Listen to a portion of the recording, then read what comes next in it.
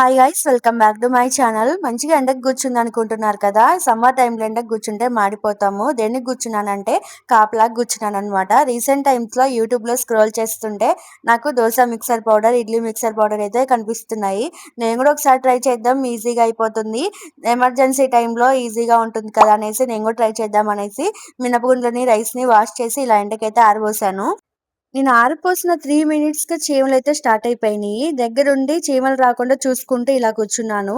ఒక 3 అవర్స్ తర్వాత మంచిగా ఇవి ఆరిపోయినాయి అనిపించినియి. ఇప్పుడు వీటన్నిటిని వేయించుకోవాలి. ఇప్పుడే నాకు గుర్తుకొచ్చింది నేను చేసిన మిస్టేక్ ఏంటంటే, నేను రెండిటిని కూడా సెపరేట్‌గా వేయించుకోవాలనమాట. ఇప్పుడు బియ్యం వేగుతున్నాయి కానీ మినపగుండ్లు ఏగట్లేదు. 2 అవర్స్ టైం తీసుకొని మళ్ళీ వీటికి సెపరేట్ చేసుకొని వేయించుకొని ఇప్పుడు పౌడర్ చేసుకోవడానికి మిక్సీ జార్‌లోకైతే వేసుకుంటున్నాను. ఇప్పుడు మళ్ళీ ఇంకొక మిస్టేక్ జరిగింది. అదేంటంటే ఇప్పుడు నేను పౌడర్ పెట్టుకుందాం అనుకుంటే పౌడర్ కాకుండా ఇలా రవ్వలాగా వచ్చేసిందనమాట. దేనికి దానికి సెపరేట్‌గా జల్లెడ పట్టుకుంటూ చేసుకుంటే నాకైతే ఇంత పౌడర్ అయితే వచ్చింది. నేను తీసుకున్న మెజర్‌మెంట్‌కి నాకొచ్చిన పౌడర్‌కి అసలు చాలా డిఫరెన్స్ అయితే ఉంది. చేసేదేం లేక దోస బ్యాటర్ అయితే ప్రిపేర్ చేసుకున్నాను.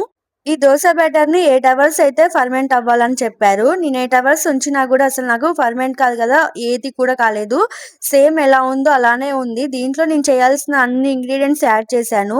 నేను ఇంకేం మిస్టేక్ చేశానో తెలీదు. దోస అయితే మంచిగా రౌండ్‌గా వచ్చింది కానీ టేస్ట్ అయితే అస్సలు బాలేదు. దీనికంటే గోధుమ పిండి దోసలు చాలా బావుంటాయి అనిపించింది నాకు.